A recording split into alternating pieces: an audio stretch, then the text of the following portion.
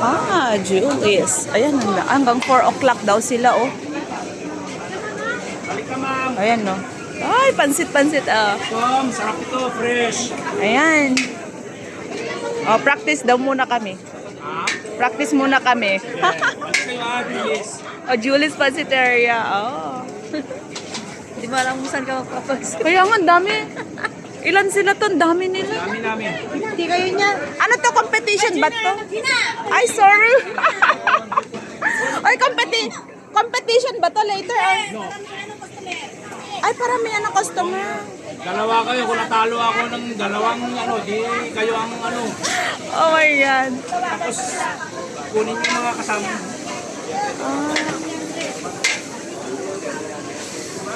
Sige, baka mapapansit sa rin kabulong ko.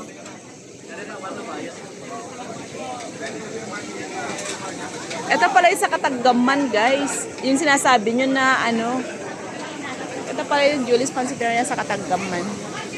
Ito, ang dami lalay. Sige, makuha kami sa pagubak kami labit. Ha? Ayan. Oo.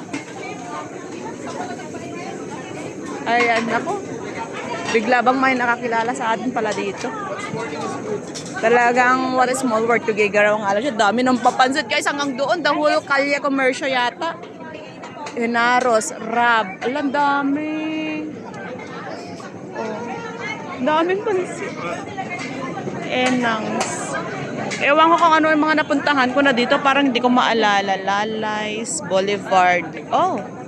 Enangs. J-Rons. Then Chaz. AJ Pansiteria. Ito, grabe, ang dami nila. The whole Kalye Commercio yata, guys. Ayan, Kalye, Bonifacio. Ayan, pili na lang kayo later. Ayan, dami. Diba, yan yung mga pansit nila, oh. Hindi, kita nyo.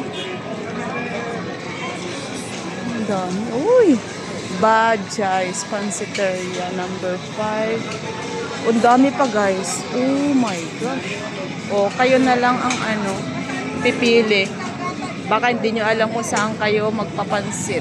Siguro sa inyo na mahilig magpansit, baka karamihan dito napuntahan na ninyo. Ayan.